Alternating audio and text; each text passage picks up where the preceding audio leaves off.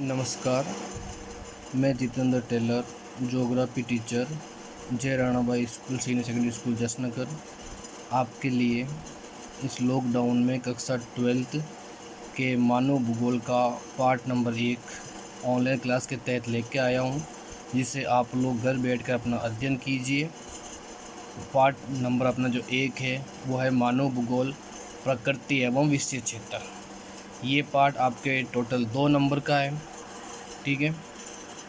उस पार्ट में सबसे पहले अपनी जो है वो है प्रस्तावना कि मानव भूगोल को भूगोल की आधारभूत शाखा माना जाता है, क्योंकि इसमें मानवीय कार्यों का अध्ययन किया जाता है। आधारभूत का मतलब होता है किसी के ऊपर टिका हुआ होना, और जो वर्तमान की जो अपनी भूगोल है वो मानव भूगोल से जुड़ी हुई है, क्योंकि वर्तमान समय में धरती पर जो भी कार्य होते हैं वो सब मानव द्वारा किए जाते हैं, और उन सभी कार्यों का अध्ययन मानव भूगोल के अंतर्गत किया जाता है। इसलिए मानव भूगोल को ही भूगोल की महत्वपूर्ण शाखा माना गया है। इसके बाद में अपनी अगली हेडिंग है मानव भूगोल का इतिहास व विकास। भाई ये कब से शुरू हुई है, कब इसका प्रारंभ हुआ था? सबसे पहले भूगोल विषय का प्रारंभ हुआ था। उस भूगोल विषय के अंदर पर्वत, पठार, नदियाँ, नाले, झीलें, मानवीय क्रियाएँ जो भी थी, मकान बनाना, सड़कें बनाना, ट्रेनें चलाना, वायुयान, उन सभी का अध्ययन एक भूगोल के अंतर्गत किया जाता था।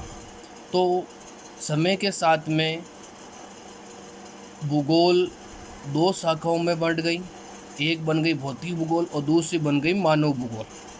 भौतिक भूगोल के अंतर्गत प्राकृतिक तत्व जैसे पर्वत, पठार, मैदान, नदी, नाले, उनका अध्ययन किया जाने लगा। और मानव भूगोल में सिर्फ मानव से संबंधित क्रियाओं का ही अध्ययन किया जाने लगा, जैसे कि अधिवास करना, बिल्डिंग बनाना, सड़कें बनाना, ट्रेनें बनाना, रेलवे, पुल, ब्रिज, इन सभी का अध्ययन एकमात्र मानव भूगोल में किया जाने लगा, और इसका विकास 18वीं शताब्दी से माना जाता है। भूगोल से मानव भूगोल का अलग अस्तित्व 18वीं शताब्दी में आया था, और तब से अलग से मानवीय क्रियाओं का अध्ययन मानव भूगोल में किया जाने लग चुका है। अब रही बात कि सबसे पहले मानव भूगोल का जन्मदाता किसे माना जाता है, उसका अध्ययन हमें करना है। इसलिए अपनी अगली जो हेडिंग है वो है मानव भूगोल का जन्मदाता। जिस प्रकार भूगोल का जन्मदाता इरेटोस्थेनीज को माना जाता है, उसी प्रकार मानव भूगोल का जन्मदाता फ्रेडरिक रेडजेल को माना जाता है। इन्होंने सबसे पहले भूगोल विषय से एक नई शाखा का निर्माण किया, और उस शाखा में सबसे पहले मानवीय शब्द का प्रयोग किया, मानव शब्द का प्रयोग किया, और एक नई शाखा का निर्माण किया जिसे मानव भूगोल कहा जाता है। इसलिए मानव भूगोल का जन्मदाता फ्रेडरिक रेडजेल को कहा जाता है। इन्होंने अपनी पहली जो प्रथम पुस्तक थी एंथ्रोपोजोग्राफी, इस पुस्तक में इन्होंने सर्वप्रथम मानव शब्द की व्याख्या की थी और मानव शब्द को भूगोल में जोड़ा था। इसलिए इनको मानव भूगोल का जन्मदाता कहा जाता है। ये जो दोनों चीज़ें अपनी है, एक तो मानव भूगोल जन्मदाता, ये भी अपने लिए इम्पोर्टेंट है, इससे जुड़े हुए क्वेश्चन पूछे जाते हैं। और इनकी पुस्तक का नाम ये भी कई बार बोर्ड एग्जाम में पूछी जा चुकी है, इसलिए अपनी ये इम्पोर्टेंट चीज़ें हैं। फ्रेडरिक रेडजेल जो जर्मनी के भूगोलवेत्ता थे, और मानव भूगोल का जन्मदाता देश जिसे कहा जाता है वो जर्मनी को कहा जाता है।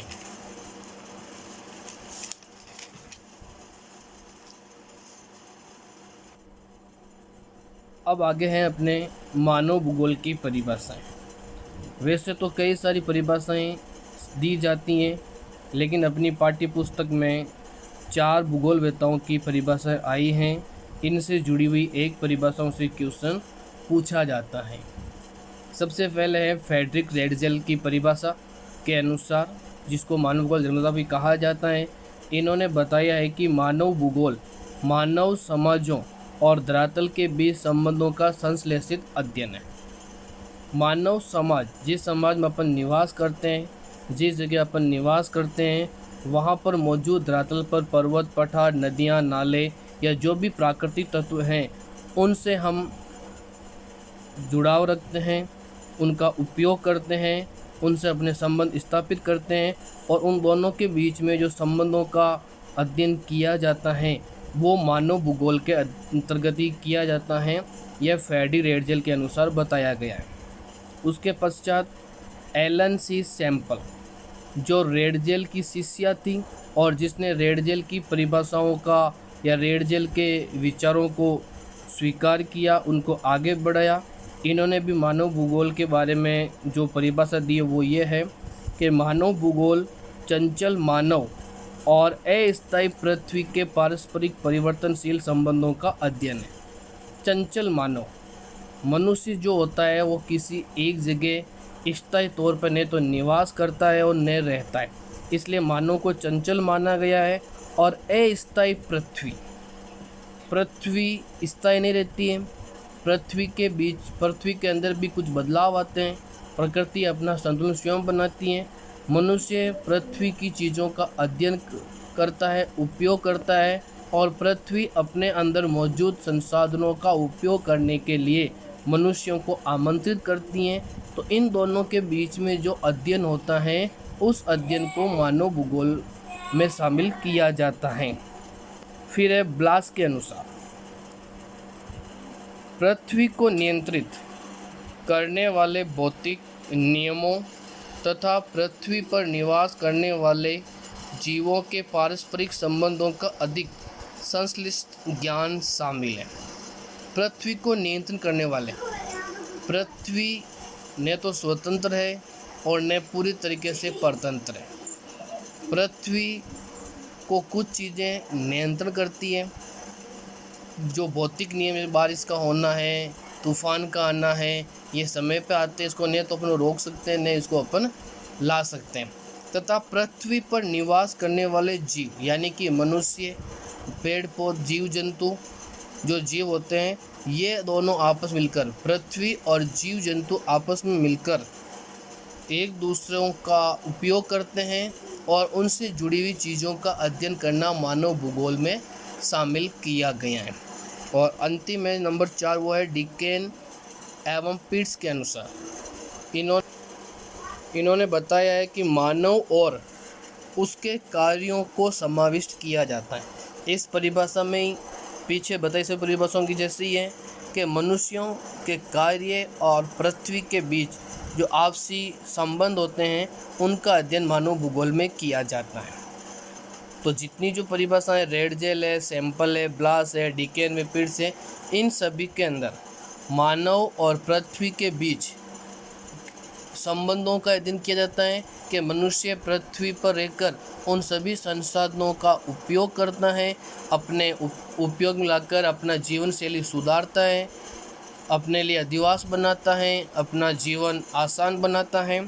उन सभी का अध्ययन मानव भूगोल में किया जाता है। इन सभी परिभाषाओं का सारांश मुख्यतः मानवीय क्रियाओं और धरातल के आपसी संबंधों का अध्ययन ही मानव भूगोल है। मनुष्य जो भी क्रियाएं करता है वो सभी क्रियाएं धरातल पर करता है और उनके बीच में जो आपसी संबंध बनते हैं उन्हीं संबंधों का अध्ययन मानव भूगोल में किया जाता है। आज के लिए बस इतना ही। इन सभी को अपने नोटबुक में नोट करें, पढ़ें। इसके आगे का जो लेसन है वो अगले वीडियो में आपको उपलब्ध करवाया जाएगा। धन्यवाद।